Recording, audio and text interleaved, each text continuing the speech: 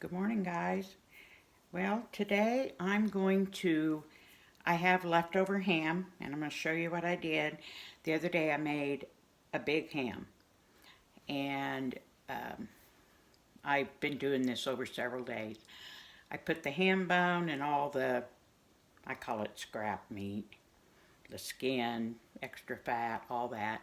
I put it in a big pot, and I simmered it all day so that I could cook the bone down, get the bone marrow out, and get all the extra meat off. Then I set it outside with a big weight on the lid. And I've been doing this for years because then I don't have to try to find space in my refrigerator. The next morning I skimmed the fat off, and I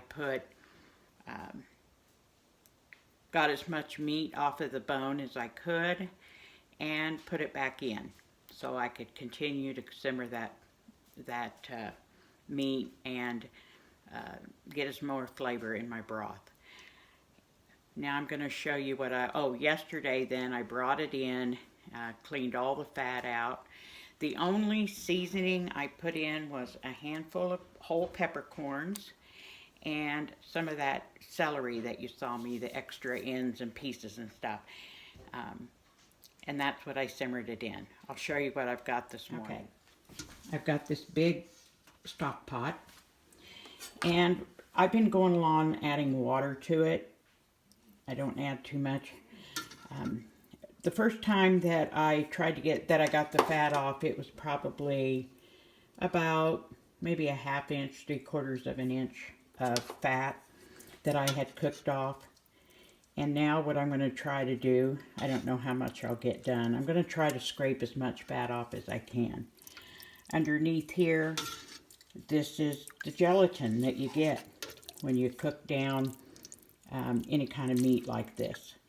And I'm going to warm it up, let it go back to a warm liquid. And then there's some of that ham that I had in there. Let it go back to a warm liquid, and then I'm going to can ham and beans for starters. I'll be back. Let me show you what I've done. My canner holds 7 quarts, so that's what I have. And I have, since this is a quart, I put in 1 cup of dry beans, and I'm using pinto beans. That's normally what I buy.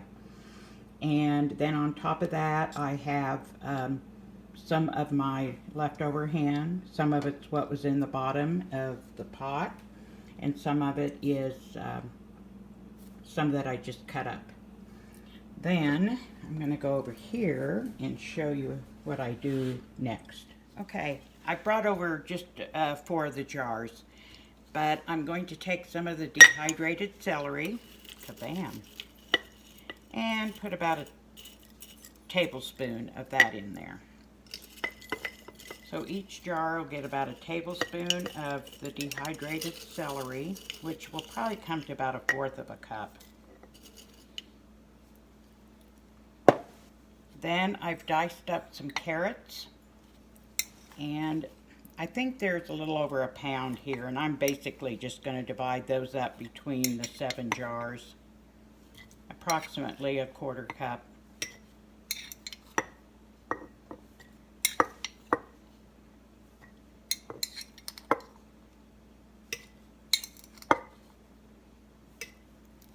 And I've diced up some onions. Same thing. I'm going to split what I've got here between the 7 jars. I would add garlic, but garlic does something funky once you can it. So I've just decided to leave that out, and then we'll just use garlic salt or garlic pepper over it at the table. So anyway, I'm going to finish getting all 7 jars filled up with the vegetables on top, and we'll come back. Okay, I've got all my vegetables in the jars along with my beans and ham. Take some of this broth, and I'm only going to use just a couple ladles full because I want to save my broth for the good broth for when I can the ham.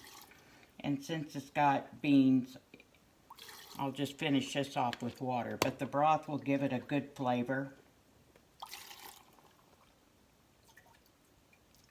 My broth is hot. It's not boiling because I've got cold vegetables and cold beans. So I'm really not doing the boiling hot thing.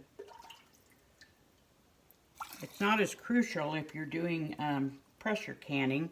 You want to make sure that everything is hot, or excuse me, of course make sure your jars and lids are clean. Wash them in hot soapy water or your dishwasher. But they don't have to be sterilized like when you do water bath canning. Everything needs to be sterile for that. And I think that's why I prefer pressure canning. It really is easier in the long run. So I have my broth in here, and now I'm going to fill my jars up with just tap water. Okay, we have a well. It's well water, so we don't have all the added chlorine and stuff in ours. And we have a whole house water softener, so we don't have the problem with the hard water minerals either. So anyway, I'm just going to continue filling each jar up to just this bottom ring here. I'll show you when I'm done. And then I'll come back and we'll do. Okay, all of my jars are full with water and broth. And what I'm doing now is debubbling, and that's very important. You want to get clear down there, get all the air bubbles out. And after I've done that, then I'm going to come back with more broth or water and fill it up to the top. Oh, excuse me, not to the top. You fill it to within an inch from the top of the jar, which is this little ring right here. So,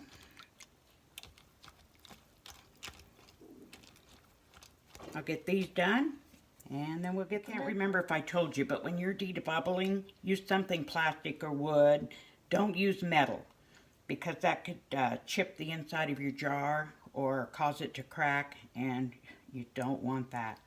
What I've got here is a paper towel with vinegar, and I'm going to go around and clean the rims of all of my jars, and at the same time, you're checking to make sure there's no cracks or chips on the rim. If there are, you won't get a good seal. And the reason I'm using vinegar is that will cut the fat. If I got any of that pork fat on the jar. So, and then I've got my lids in hot water, not boiling. For some reason they said don't do that anymore. And I especially don't worry about it when I'm pressure canning because it gets very hot. And then if you're using these kind of lids, the disposable ones, you just tighten it down finger tight. And in the canner they go. These will be in the canner, I'll come back and show you, but it's 90 minutes. Since it's a quart, it's 90 minutes. If it was pints, it would be 75. Okay, let me get these loaded. All right, guys, this is my canner, and or one of them. This one is not as old as the others I've got in the basement. I think the manufacture date on this was 82. And the reason I'm telling you this is these will last forever if you take care of them. Now mine is a Miro, and it's got a rubber gasket. You got to keep it, take care of it so it doesn't dry out. And I always, after I wash them, then I put a very light coating of, I use olive oil. There's others that you can use. So, put this on here. This canner holds 7 quarts. And I'm going to tell you, if you're one of the lucky ones that can afford an All-American canner, wow, am I ever jealous. All-American canners don't have a rubber gasket that you have to deal with. Now I've only had to replace mine, I think a couple of times, which isn't too bad for all the canning that I do.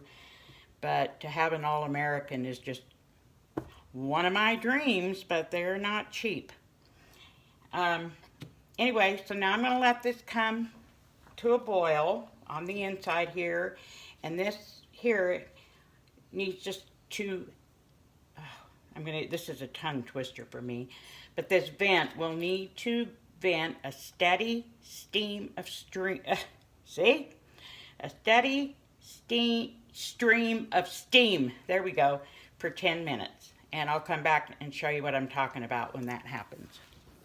Okay guys, it's venting that steady stream of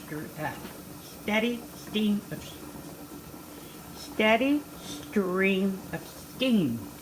And I've got my timer set for 10 minutes. Okay, now on my canner, the 10-minute timer just went off. Excuse me, my canner timer didn't go off, but this is how we do this on my canner.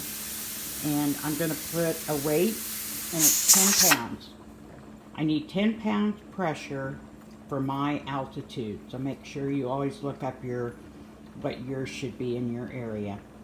Anyway, I'm going to let it now start to build pressure, and when this thing jiggles, I'll come back and show you what we do next. Okay, can you hear it, guys?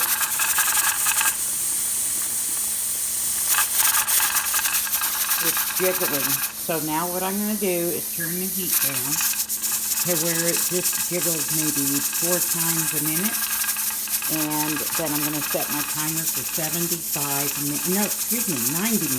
Is the torque, 90 minutes. Sorry guys, I got in a bit of a hurry, but I've only got 6 jars of leftover ham, and I went ahead and cubed this up. So what I've done is, of course, my clean jars. I cubed up the ham, probably filled in, I don't know, half full maybe. And I was really hoping to get 9 jars full. But next thing I'm going to do is cover them in broth up to this bottom band right here. And guys, the beans are done, the ham and beans. And we'll go over here. And the ham and ham broth is going in the canner right now. Since the ham and ham broth are pints, it will only be 75 minutes at pressure, 10 pounds pressure. Okay, check in later. I ended up with, and you got to make sure that you wash your jars and lids, and because they will get food and sediment on the outside. Take your rings off. People have asked, why do you take your rings off? Leave them on. No, you can, but then you got to take them off and dry everything good. Leave them on, they're going to rust. And you might also miss a time if you break a seal. So, and I've told you before, I go down and check my seals maybe once a month.